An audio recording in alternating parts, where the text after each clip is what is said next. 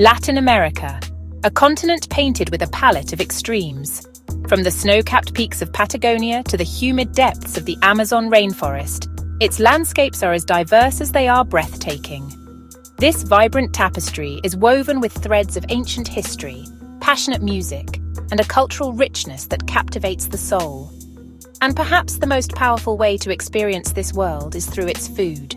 The sizzle of street-side stalls, the aroma of slow-cooked stews, the explosion of flavor in a single bite. It's a journey for the senses. But adventure always carries an element of risk. Lurking behind some of the most tantalizing and traditional dishes are hidden dangers. Secrets that can turn a culinary exploration into a medical emergency. Not every delicacy is as harmless as it appears on the plate. Today we're peeling back the curtain on the continent's most perilous plates. We're counting down the 5 most dangerous foods in Latin America. These are the dishes that demand respect, dishes prepared with ancient knowledge, where a single misstep in the kitchen can have devastating consequences. These are the foods that could send you straight to the hospital, or worse. Are you ready to confront the dark side of gastronomy? Let's begin the countdown. Coming in at number 5 is a creature that embodies the phrase, "look but don't touch," unless you know exactly what you're doing.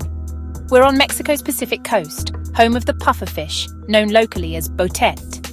This unassuming fish, with its almost comical appearance, harbors one of the deadliest secrets in the ocean. It contains a neurotoxin called tetrodotoxin, a substance so potent it's estimated to be 1,200 times more poisonous than cyanide.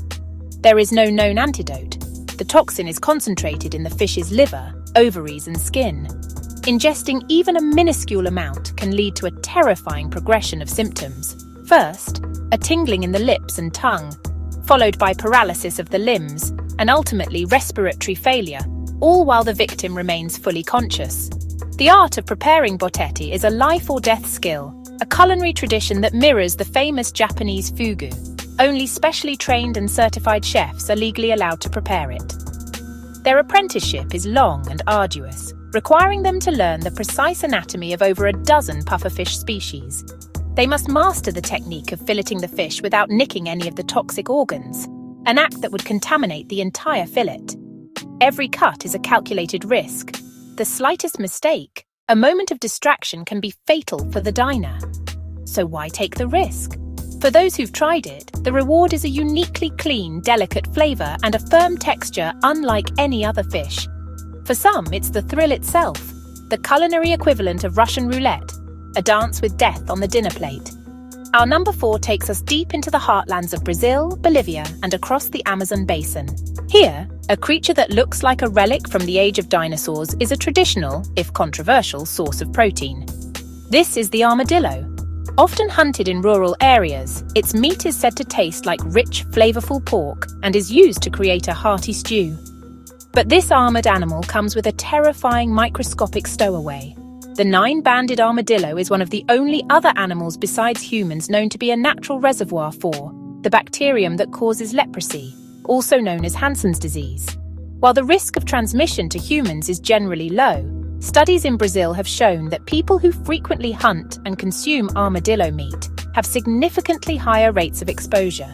The danger lies in both handling the animal during preparation and, crucially, in consuming undercooked meat. Beyond leprosy, these wild animals can also carry other harmful bacteria and parasites that pose a threat to human health. For many in impoverished regions, it's a food of necessity, but it's a necessity that carries a profound and ancient risk.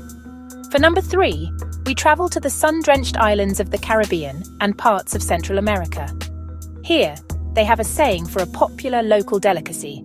If it's not chicken, it must be the polo de palo, or chicken of the trees. They're talking about the iguana. For centuries, iguana meat has been a staple in dishes like stews and soups, prized for its lean texture and mild flavor. But this chicken of the trees presents a very different set of risks from its feathered namesake. As wild reptiles, iguanas are common carriers of dangerous pathogens. The primary concern is Salmonella. This bacteria can live on their skin and in their intestinal tracts, easily contaminating the meat during the butchering process. If the soup or stew isn't cooked to a sufficiently high temperature for a long enough time, the bacteria can survive, leading to severe food poisoning. Furthermore, wild iguanas can host a variety of internal parasites, like tapeworms and roundworms, which can be transferred to humans if the meat is not thoroughly cooked. The key to safely enjoying this traditional dish lies entirely in the preparation. A deep, rolling boil is not just a suggestion, it's a necessity for survival. Our runner-up for the most dangerous food at number 2 takes us to the single most biodiverse place on Earth, the Amazon rainforest. For the indigenous communities who call this forest home, survival depends on an intimate knowledge of the environment, including its most unusual sources of food. Meet the suri larvae, or chontacuro. These fat, inch-long grubs are the larvae of the South American palm weevil and are harvested from the decaying trunks of chonta palm trees. For local tribes, they are a vital and sustainable source of protein and healthy fats. They are often prepared by grilling them on skewers until the skin is crispy and the inside melts into a creamy, buttery substance, said to taste like a nutty bacon. This method is perfectly safe. The danger arises from another, more daring way of eating them: raw and wiggling. Consuming the larvae live straight from the log is seen by some as the purest way to experience this forest delicacy. However, in their raw state, these grubs can contain unknown bacteria and even parasites from the decaying wood they inhabit. Without the sterilizing power of fire, you're not just eating a grub, you're ingesting a tiny, living ecosystem, and you can never be sure what microscopic dangers are coming along for the ride. And now, we've arrived at number 1. What could possibly be more dangerous than a neurotoxin, leprosy, and live parasites? The answer may shock you, because it's one of Latin America's most famous, most beloved, and most widely consumed dishes. It is the national dish of Peru, a source of immense cultural pride celebrated across the globe. Our most dangerous food is ceviche. How can this be? This refreshing, vibrant dish of raw fish cured in citrus juice seems so healthy, so pure. The danger lies in that very description: raw.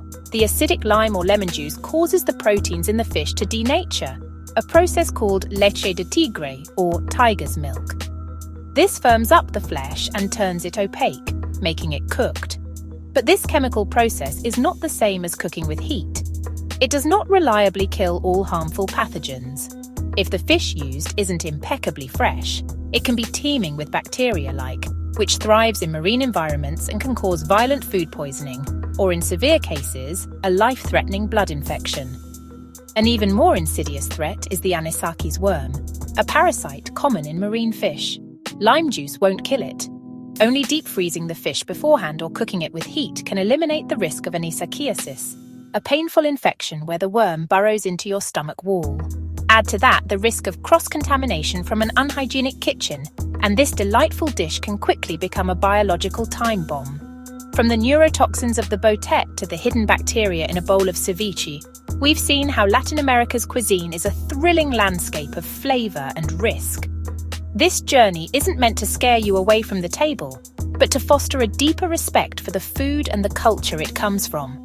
These dishes have been eaten for generations, their preparation methods perfected into a science of survival and taste. The danger almost always appears when these traditions are ignored. Food is one of the most profound ways to connect with a new culture, to taste its history and its heart. So be adventurous, be curious, but above all, be smart. Trust the local experts, eat at reputable places, and always remember that behind every great dish is a story of knowledge, respect, and safety. So after our journey into culinary danger, we have to ask, which of these would you dare to try? Have you ever had a close call with an adventurous food? Share your stories with us in the comments below. And for more journeys where flavor meets adventure, make sure to subscribe to Pepper Planet. Stay safe and stay hungry for discovery.